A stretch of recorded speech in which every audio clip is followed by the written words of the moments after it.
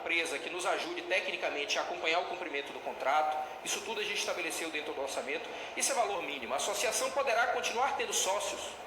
Você pode ser sócio da SAF, frequentar os jogos, mas pode continuar sendo sócio da associação.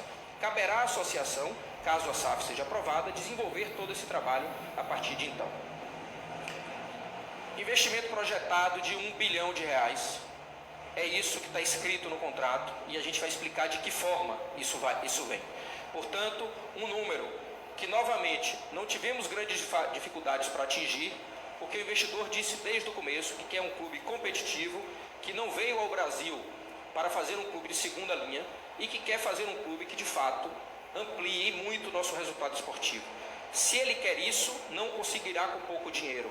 Portanto, para que a gente atingisse esse valor, a gente tratou de planejar como seria e a partir daí isso foi para o contrato da seguinte forma. Primeiro, pagamento integral da dívida do Bahia. E aí vocês vão ler ali uma dívida de aproximadamente 300 milhões. Lógico, a nossa dívida hoje não é isso. Não é isso. Por que a gente coloca até 300 milhões ali no contrato? Porque quando o investidor compra um clube, ele olha, ou quando uma empresa compra outra, ele não só olha a dívida que está exposta ali. Ele olha o que se chama de contingências possíveis. Por exemplo, tem um processo que a gente entende que o devido é no valor de R$1 milhão, mas alguém pede 5 milhões. Esses 4 milhões estão, portanto, protegidos caso haja condenações, para além do que a gente entendeu devido, tem uma margem de segurança aí para que não ultrapasse um planejamento financeiro condizente e equilibrado, ok? Além disso, portanto, o prazo de pagamento de acordo com criticidade e condições de renegociação. Haverá sim um pagamento forte de curto prazo da nossa dívida, de curto prazo, daquela dívida que é reconhecida por nós como verdadeira. Acontece que tem uma parte da dívida que a gente está em discussão, que a gente acha que não deve, por exemplo. Que a gente acha que a cobrança é maior do que de fato é devida. Essa parte não será paga de imediato, porém, há garantias no contrato para que esse dinheiro esteja protegido, para que quando a gente chegue num eventual acordo ou seja condenado por aquela dívida, o valor seja pago pelo grupo investidor. Portanto, grande parte da dívida, eu diria, Marcelo, talvez 70%, 80%, ela será paga no curtíssimo prazo e a partir de então, o que a gente entende que cabe algum nível de negociação vai sendo pago gradativamente. Mas veja, um ponto importante. Primeira SAF no Brasil, que inclui o pagamento integral da dívida com dinheiro externo do investidor. Não há recuperação judicial no Bahia, não há concurso de credores. É de fato algo que a gente entende do quanto uma dívida já prejudicou o nosso clube e do quanto é importante para nós a gente começar esse novo ciclo, caso a SAF seja aprovada, com a segurança de que há dívida zero no clube, sem recuperação judicial, sem um investidor que entre aqui para usar dinheiro do próprio negócio lá na frente para pagar a dívida antiga, porque a lei da SAF permite isso, permitiria que 20% da receita a partir de agora fosse deslocada para pagamento de dívida, só que isso significava menos dinheiro para o nosso projeto no futuro. Portanto, é a primeira SAF do Brasil que inclui pagamento de dívida com o dinheiro do investidor no curto prazo. Além dos 300 milhões, 500 milhões investidos em até 15 anos na compra de jogadores. Aqui, gente, é algo muito importante. A formação histórica do Citigroup é de investir em jovens atletas e a gente tem, lógico, no investimento gradativo em jogadores, ali inclui 30 e poucos milhões por ano, no mínimo, em compra de jogadores. Durante toda a discussão do contrato, os termos utilizados foi investimento mínimo. Por quê? Porque se você olhar o plano do negócio, certamente, pelo que eu tenho visto, pelo que eu tenho conversado, por tudo que a gente viu nesses 12 meses, esse número certamente vai ser atingido em menos de 15 anos, mas isso não é um compromisso contratual. Isso é uma hipótese que eu estou colocando, mas não é um compromisso contratual. E por fim, um ponto importante, 200 milhões em infraestrutura, divisão de base, capital de giro, entre outros. Importante para todos os senhores e senhoras que vão analisar o contrato. Esse valor no contrato não tem obrigação específica de investimento. Não é para ir para aquilo ou para aquilo outro, e nem haverá pena se ele não for investido. Ok? É importante dizer. São 800 milhões de investimentos obrigatórios e 200 milhões de investimentos projetados. Por quê? Porque quando o grupo foi visitar o centro de treinamento várias vezes, falou, vamos precisar investir um dinheiro bom aqui para fazer novos campos, porque 4 campos não foi possível. E a gente falou desde o começo, ok, mas esses investimentos precisam ficar de fora das obrigações.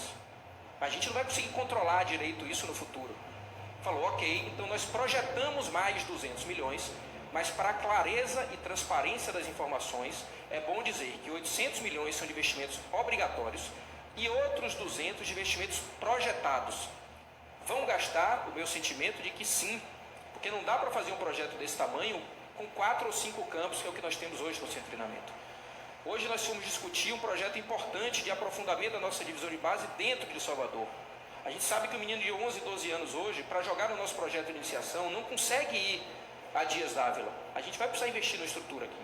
Então isso tudo está projetado dentro dos 200 milhões, mas em nome da transparência, da clareza e da veracidade do contrato, dizemos que isso é uma projeção, ok? Além disso, 60% da receita anual investida em folha do clube, não só de jogador, ok? Não apenas de jogador. Aqui buscamos como é que construímos esse projeto, sendo que no mínimo de 120 milhões, ou seja, qual é o número saudável de investimento em pessoal dos clubes europeus? Qual é o número saudável? 60%. Se entende que se você gasta 60% do que você arrecada com investimento em pessoas dentro do clube, incluindo jogadores, aquele clube tem uma lógica saudável, não gasta mais do que arrecada, não gasta mais do que precisa, nem economiza gasto em jogador para dar dividendo para o investidor. É importante dizer que o investidor tem uma característica de não retirar dividendos habituais dos seus negócios. Se a gente olhar os balanços e todos os registros contábeis do grupo, a gente vai entender que o dinheiro que é resultado, ele é reinvestido. Isso é o processo histórico recente do grupo. Portanto, há uma tendência de que isso continue acontecendo, mas se o grupo quiser obter lucro e retirar lucro, portanto 90% dele, 10% também para a associação, deverá preservar o investimento mínimo em pessoal de 60% da arrecadação.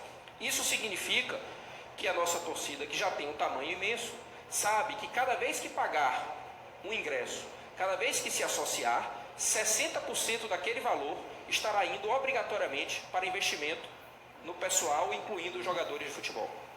É um dado que a gente entendeu como muito relevante no contrato, que nos protege dizendo o seguinte: se a nossa torcida tornar um clube de 200 milhões para 300 milhões ou para 400 milhões, o clube vai crescer nessa mesma proporção.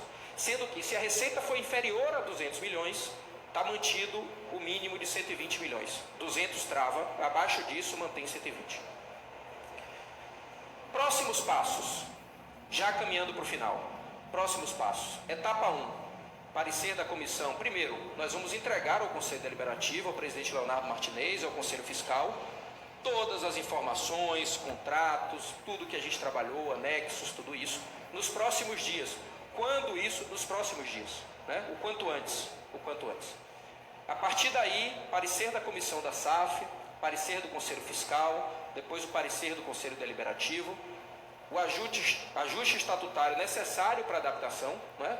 Terá que passar por isso, e depois 5, votação dos sócios e Assembleia Geral.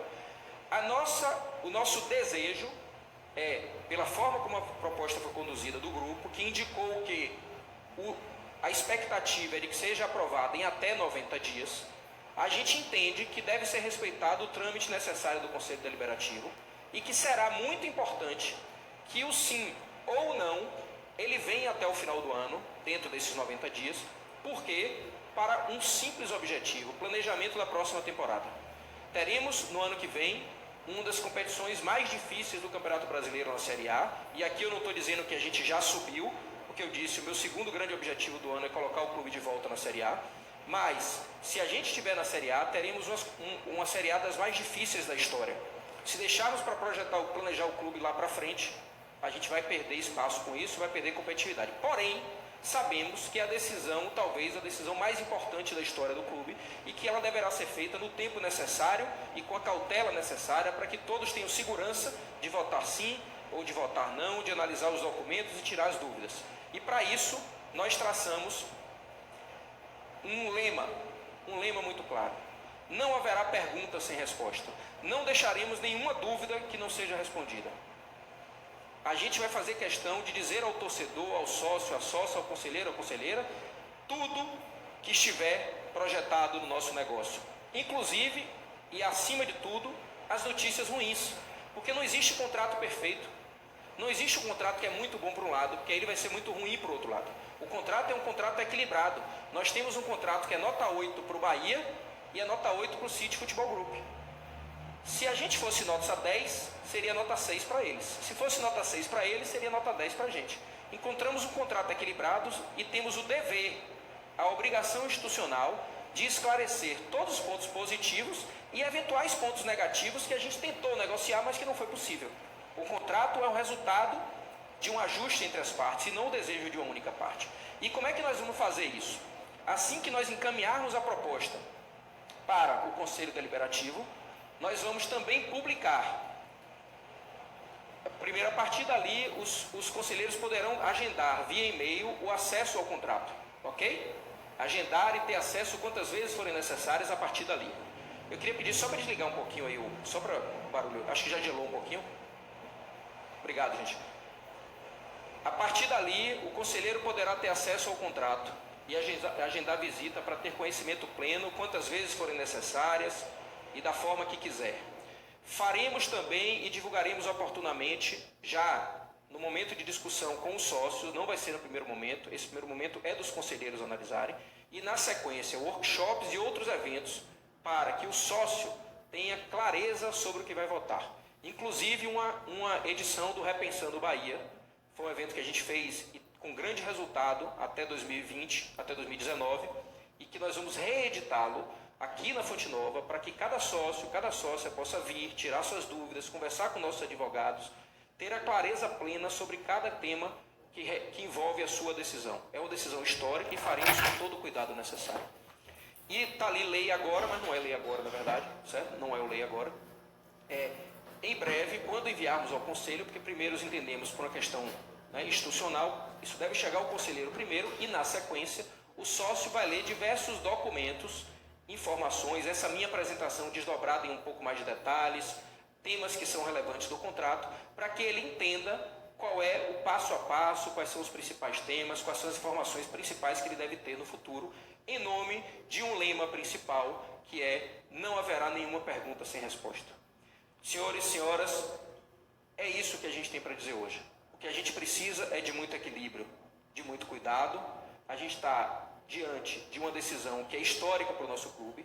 E o que eu posso dizer, assim, com toda a franqueza, com toda a verdade, é que nós, e aqui nós coletivamente, trabalhamos intensamente nos últimos 12 meses para que o nosso sócio e a nossa sócia pudessem olhar para isso e dizer: o Bahia tem hoje, e eu vou dizer isso com muita tranquilidade, o melhor projeto de sociedade anônima do futebol brasileiro. Nós temos isso hoje. Ninguém aqui é obrigado a querê-lo. É legítimo que alguém diga: eu não quero que o Bahia vire SAF, eu quero manter meu clube como associação. Mas é legítimo também que a gente registre esse movimento como um movimento histórico do Esporte Clube Bahia. Se estamos aqui hoje é porque juntos, Conselho Deliberativo, Conselho Fiscal, Diretoria Executiva, funcionários, sócios, sócias e torcedores que não têm dinheiro suficiente para ser sócio e sócia, construíram esse clube para que a gente pudesse receber uma proposta, construir uma proposta com este nível de profundidade e de seriedade. Portanto, nós temos uma perspectiva histórica de ter um clube do tamanho do que nossa torcida merece. E eu vou dizer o que o meu professor me disse uma vez na Faculdade de Direito. Ele me falou assim: Guilherme, você não precisa saber tudo, você precisa saber aonde encontrar. E aí eu vou dizer assim, se tem uma coisa nesses 5 anos como presidente que eu vi, é que eu estou longe de saber tudo. Eu falei muito, Vitor falou muito, nós falamos muito. Mas eu tinha na minha cabeça que eu poderia, em algum momento, quando eu falo em nome de todas as pessoas que estão aqui, construir um projeto que pudesse mudar a história do clube. E hoje a gente está colocando à disposição de cada um decidir com tranquilidade, com clareza, se a gente vai ou não participar de uma plataforma, da mais bem-sucedida plataforma de futebol do mundo, e ter um clube à altura do que a nossa torcida merece. Obrigado ao City Futebol Group pela confiança. Obrigado a todos vocês. Bom debate. A bola agora está com vocês. E a gente espera que com maturidade e com muito sonho, misturado com o pé no chão, a gente consiga colocar o Bahia onde a nossa torcida merece. Boa noite e vamos em frente.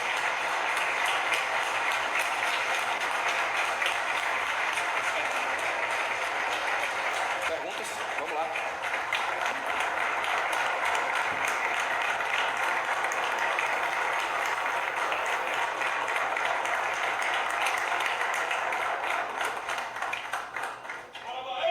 Bora. Vamos lá para a reta final, algumas perguntas.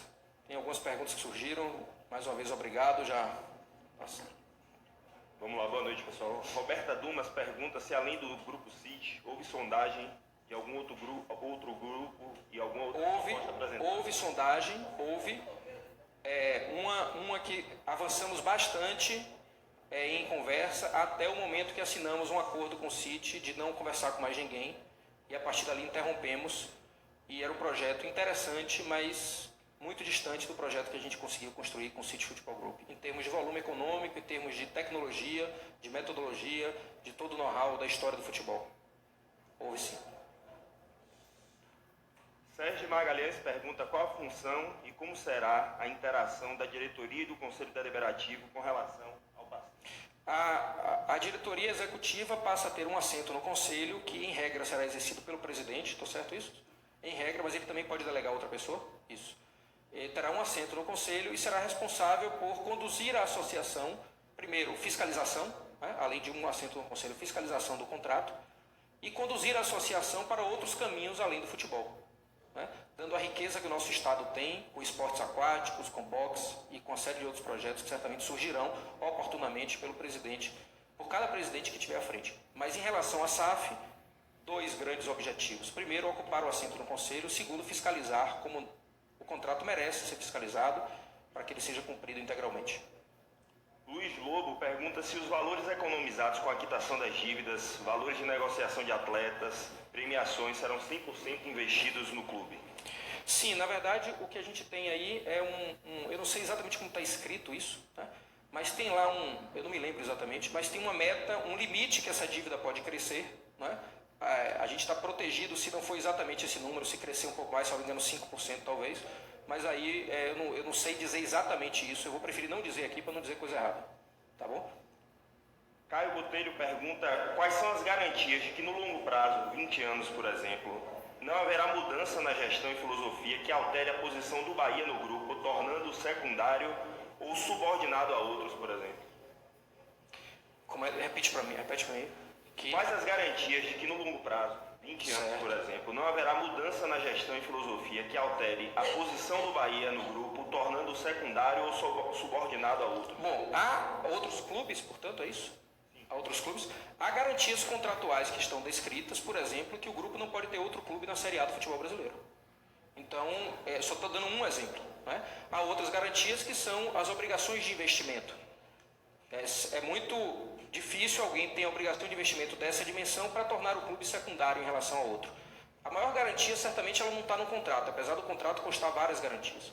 A maior garantia está numa lógica de que o futebol brasileiro é uma das grandes potências econômicas do futebol mundial e que não fará sentido um investimento dessa dimensão no tamanho econômico que o Brasil tem para que um clube brasileiro de Série A, por exemplo, passe a ser subordinado a um outro clube. Mas, lógico, a gente tem garantias contratuais que poderão ser analisadas detalhadamente por cada um. Leila Vaz pergunta se você poderia detalhar qual a expectativa de crescimento, pontuando quanto à torcida, e transformar o clube em um dos melhores times do país. Tem um prazo? Vamos lá. Isso é muito importante. Nós estamos nos associando a um grupo que não tenha uma característica que é muito comum no futebol, da festividade das contratações. Isso é muito importante, porque no ano que vem, vai chegar em fevereiro, a torcida vai perguntar, cadê o meia camisa 10 que ganha R$1 milhão por mês? Não é esse o projeto. Não é esse o projeto. O projeto é um projeto de transformação, sim, do Bahia em um clube de alta competitividade na Série A do futebol brasileiro, inclusive em nível continental, mas é um projeto que vai ser feito de forma gradativa, com um investimento contínuo e crescente no sentido da metodologia, formação, de jovens atletas e protagonismo de jovens atletas formados pelo próprio grupo. Eu estou dizendo aqui que não vai ter contratação de porte? Não. O próprio contrato prevê um investimento por ano da ordem de mais de 30 milhões de reais em aquisição de jogador. O que eu estou dizendo é que o projeto que a gente buscou construir não é um projeto que vai prometer aquele centroavante que faz um monte de gol na Europa e que a gente vai trazer para esperá-lo no aeroporto. Não é esse o projeto. Esse projeto tem se mostrado no futebol brasileiro um caminho para um fracasso já no médio prazo. O projeto, e se a gente escolher esse projeto, é um projeto que vai nos tornar vencedores no tempo. No tempo. E eu tenho certeza, por tudo que a gente caminhou, e o contrato prevê investimentos progressivos e uma série de outras coisas, a consistência da construção do futebol se dá desta forma. A validade da proposta? Não há validade formal, não há validade formal, estou certo? Não há validade formal.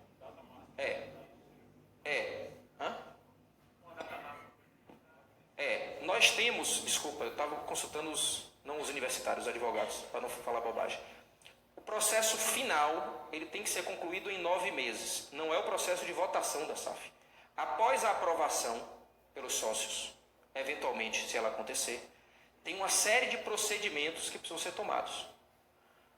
Burocráticos, criação de empresa, transferência de ativos, tudo isso precisa durar 9 meses. O nosso entendimento é que se a gente passa do final do ano, mais ali do meio de dezembro, a gente começa a ter prejuízo de operação do negócio. Vamos contratar a folha do ano que vem com o orçamento do Bahia SAF ou do Bahia sem SAF? Repito, a nossa sugestão ao Conselho Deliberativo, soberano nesse aspecto, é que haja uma combinação entre tempo necessário para que seja feito com maturidade, com profundidade e com clareza e com cuidado, uma combinação entre isso e o menor tempo possível. Essa é a nossa sugestão. Luana Carvalho pergunta como será realizada a transparência com o torcedor depois que a proposta for concretizada. Repito, primeiro que as leis de sociedade anônima no Brasil já implicam em uma série de procedimentos de transparência das empresas. Isso vai além de um desejo do torcedor, é uma obrigação legal. Uma sociedade anônima no Brasil precisa de informações transparentes muito acima do que grande parte das empresas brasileiras. Segundo, nós teremos participação no Conselho Fiscal e participação no Conselho Gestor de forma suficientemente prevista no contrato, capaz de nos dar acesso a essa informação. Paulo Tavares pergunta como ficarão os sócios patrimoniais e remidos em relação à associação e SAF. Sócios patrimoniais e remidos permanecem sendo sócios da associação. Eles têm vínculo com a associação. O que a SAF vai ter o que nós teremos é uma migração de programa de sócios. É isso, Vitão? Teremos uma migração de programa de sócios que oportunamente será comunicada, até porque nós vamos debater o tema, discutir o tema e uma série de outras coisas. Mas a SAF não leva com ela sócios remidos e patrimoniais. Esses pertencem à associação. Paulo Tavares completa dizendo, faz o switch, City. Faz o switch.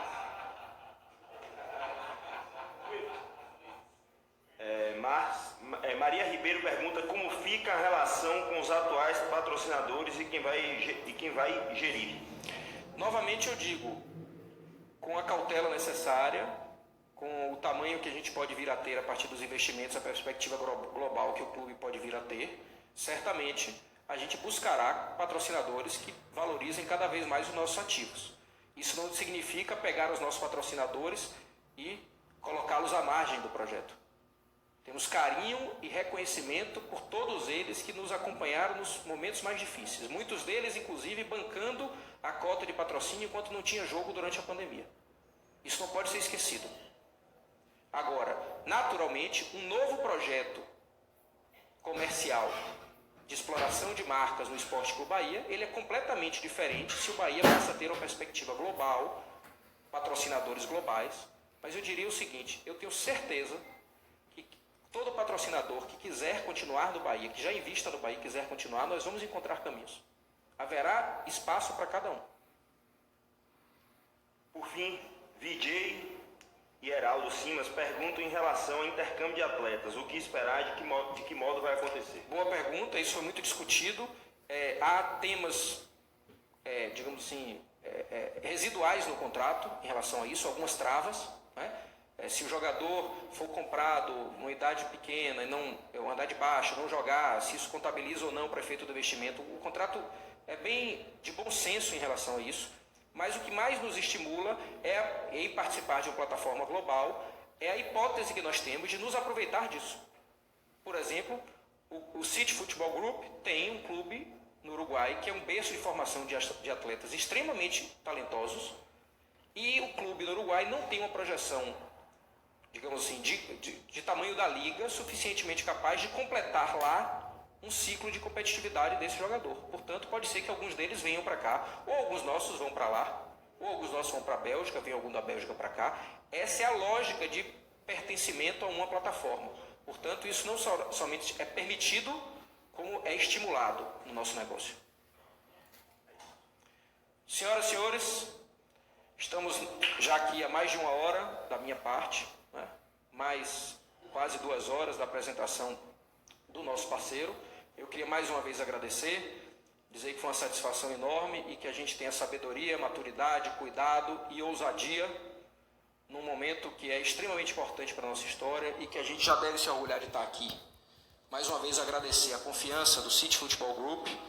Não é fácil para um grupo dessa dimensão ficar 12 meses negociando com um clube que está na Série B, com dificuldades financeiras, com muita gente no Brasil disputando esse espaço. E eles confiaram em nós, nós vamos fazer valer essa confiança, mas também nós estamos confiando neles. Estamos colocando, eventualmente, se for aprovado, numa plataforma global, uma das coisas mais importantes das nossas vidas, que é uma religião, que é um amor, que é a nossa alma, que é o que faz valer muitas vezes a nossa saída no domingo e o nosso retorno na segunda-feira para o trabalho com um sorriso na cara ou com a lágrima no olho. Portanto, é uma confiança recíproca. Eu posso te dizer o seguinte: nós, para estarmos aqui hoje, nós vencemos uma competição. E é muito bom saber que a gente venceu a competição com outros grandes clubes do futebol brasileiro, sem precisar que a gente, que vencer essa competição, fosse por meio de nos reduzir, nos apequenar e ceder nos nossos princípios. Obrigado pela confiança de todos, boa noite e bora Bahia.